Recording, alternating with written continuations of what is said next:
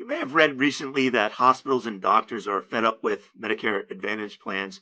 What's all the fuss about? Well, here to talk with me about that is Jae Oh, author of Maximize Your Medicare. Jay, welcome. Thanks for having me, Bob. So let's start here. There might be some folks who haven't read about how hospitals and doctors are fed up with Medicare Advantage. Maybe give us a little sort of table setting here. Sure, it's a complicated table, Bob. The fact is that healthcare system, healthcare delivery in the United States, very, very complicated. Stakeholders enormous and have their own rational point of view on almost every argument. So the fact is that Medicare Advantage are managed plans. They have to negotiate every detail of healthcare services and their price. On one hand, they're telling the Medicare Advantage members, the consumers, how much the co-pays or co-insurance would be. On the other hand, in the backdrop, they are negotiating with healthcare providers, doctors, hospitals, as well as pharmacies for Medicare Advantage plans that include prescription drug benefits. In there is going to be some party who's not going to be happy. It is that complicated. And ultimately, that's your bottom line. You will see headlines about Medicare Advantage, which now cover over 30 million of the 65 million Medicare beneficiaries, that there's going to be controversy. I think that exists today. You're going to see headlines from every angle, every conceivable angle. And that is not necessarily meaning that that specific example is going to be wrong. There are class action lawsuits on one hand by consumers. There are going to be pushback from hospitals and doctors who are not satisfied with the outcomes of this complicated table. And without getting too much further deep in the weeds, these kinds of headlines are going to persist. I think that is not a heroic prediction by me. So one of the things that's happening globally is that insurers are now employing or being affiliated with, I think the number is 10% of all physicians in the US. Tell us more about that. Yes, in fact, just the other day, the nation's largest carrier, which is UnitedHealthcare, during one of their earnings calls, they revealed, in fact, that they're employing 90,000 physicians, meaning that they can be the owner or their subsidiary can be the owner of physicians' practices, which become an employer of 90,000 physicians, 10% by a single carrier. These kinds of affiliations kind of speak back to my first point, our introduction here to today, which is about how complicated these different stakeholders, their agreements are. And it is not simple to navigate. For consumers, I'm going to anticipate your next question. What about consumers? You have to understand the nature of what is actually going on.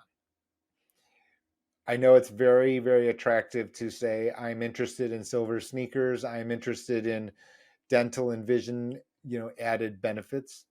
You need to carefully consider what that means to you, how important it is.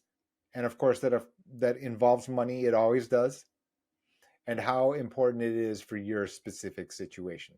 So given that, I'll say that some of these insurance companies are becoming more vertically integrated, right? They may own, I don't know, the doctor, they may own the pharmacy, they may own the wholesaler, whatever.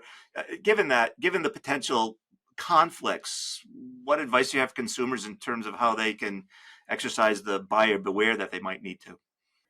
Yeah, it's a very good point, and we face this all the time. It is part of the reason that I have this newsletter as well as the paid subscription site, because you can understand that for your audience, Bob, I'm trying to be very, very even-handed about the information to make sure that people, largely uninformed public, gets better information, or at least even-handed information.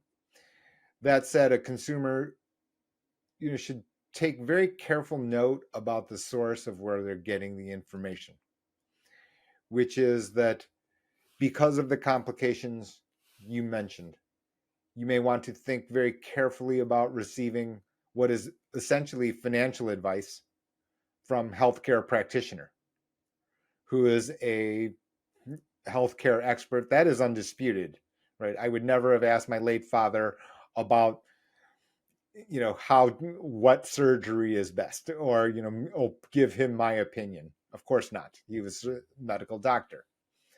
In that same way, the flip side of that same coin, I one of the very strangest situations I hear and will continue to hear is I didn't understand health insurance. I asked my medical doctor for advice. And now you can see why I might have said that.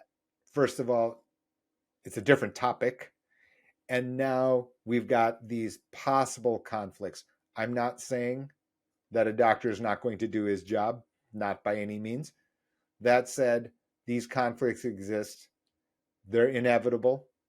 I don't think that we have an easy way to find a full stoppage of that kind of conflict. I suppose ultimately the Medicare beneficiary wants to make sure that the doctor is doing no harm and is able to do a procedure that's in the best interest of the patient versus what's in the best interest of the company's shareholder. Is that fair to say? I think that's very fair to say. And the issue here now is an inherent one now, which is that with carriers being the direct employer, the table, which was already complicated, probably going to continue to be so. I think that at the very minimum. So my sense is that for the Medicare beneficiary, one important thing to do would be to perhaps ask probing questions that would at least maybe reveal whether there is or is not a potential conflict, and if there is, how that conflict is dealt with. And I'm not part of the regulator by any means, the CMS, which governs all of the complicated, parts. But it is possible that a consumer may be able to ask a doctor, possibly. I'm not sure what answer they will get, to be candid with you. And I'm not sure if the doctors or the healthcare providers are the individual healthcare provider, let's call it nurse practitioner, actually understands or even knows what the actual mechanics in the background are. So I don't, you can hear me speaking so slowly here today, unlike most times, and carefully, because of the fact that this is just a complicated situation from the beginning.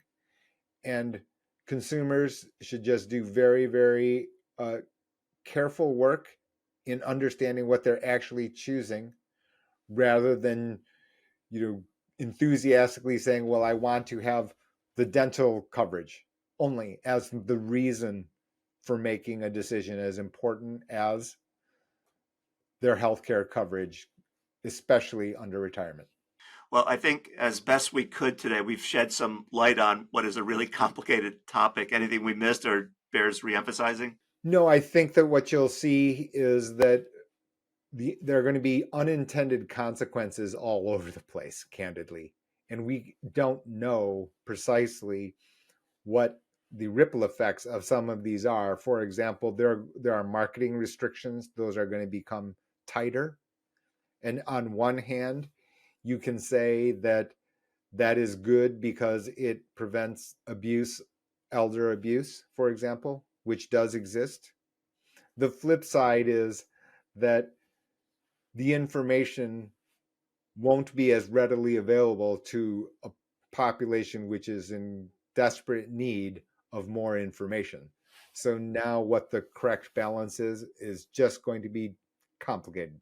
Well, Jay, as always, I want to thank you for sharing your knowledge and wisdom with us and our viewers. It's as always so greatly appreciated. Thank you. Thank you, Bob.